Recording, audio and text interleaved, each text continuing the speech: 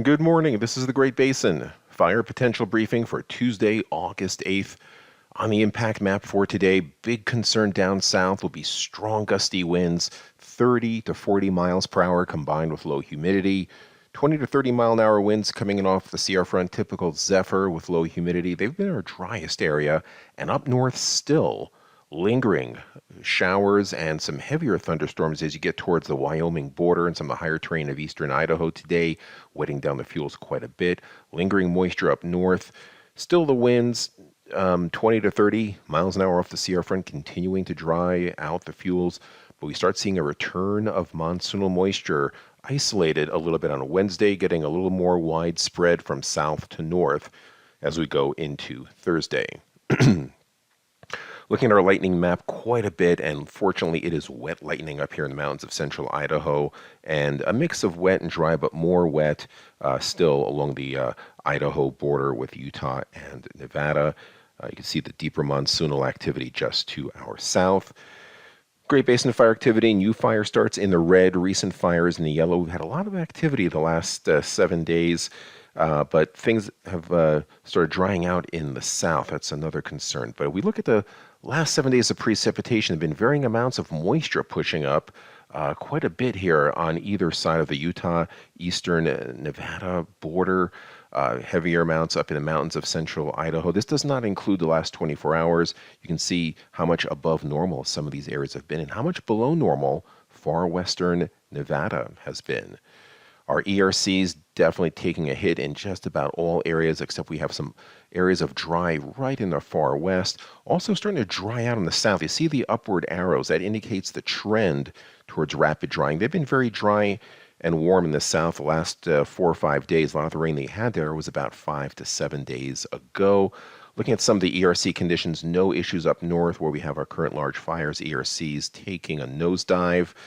However, on the southern Sierra front, still well above normal. Took a little dive off its record levels, but still quite high for this time of year, between record levels and normal levels. And in the Fish Lake area, it did drop to normal, but it started rapidly rising quite a bit, and the finer fuels and the duff has dried out even more rapidly.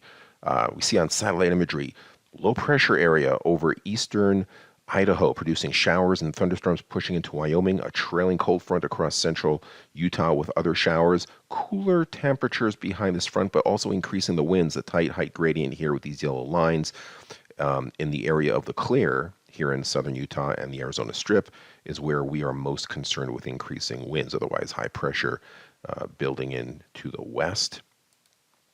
Also in satellite imagery, we see, this is yesterday afternoon, we see the system working in with lots of showers and thunderstorms, even some localized flooding up into Idaho, into Wyoming. And if you look over here, we also had the Thompson Ridge fire putting out a pretty good smoke column. So a tale of two cities, the moisture and benign conditions up north and the increasingly drying conditions in our southern areas. So looking at the 7-day for this afternoon, that moisture is moving rapidly eastwards. It should just be hanging in Wyoming by later this afternoon. We do have that high risk for wind, though, because you see the winds here in the southern end of that front gusting to 30, 40 miles per hour in that drier air here. The reddish shade is somewhere below 10%. Now for tomorrow, a couple of things. Another wave of moisture moves in, some spotty showers up north, and the gathering of the monsoonal moisture begins and starts tickling our southern area. Not really heavy yet, but they've been drying out quite a bit. We're going to keep them dry one more day.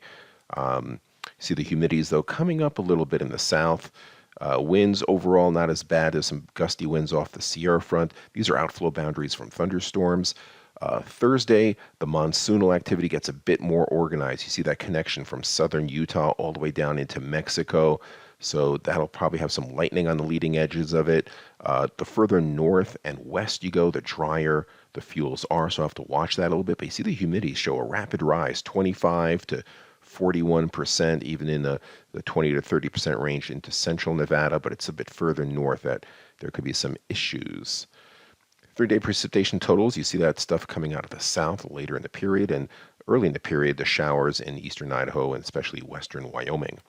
Further down the road on Friday, we still have a piece of monsoonal moisture in the eastern Great Basin, dry in the west, but we don't see this tannish, dry air mass over us much at all.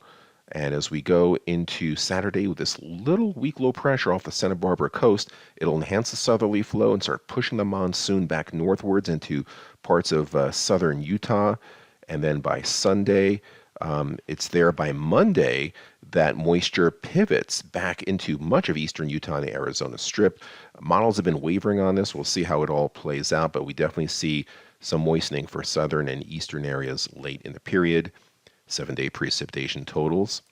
And the 8 to 14 day does show warmer than normal temperatures, especially at the western areas, and also a drier than normal signal for our northern and central areas as well. Looks like the monsoon gets shoved further to the south and west. This concludes our briefing. Have a great day.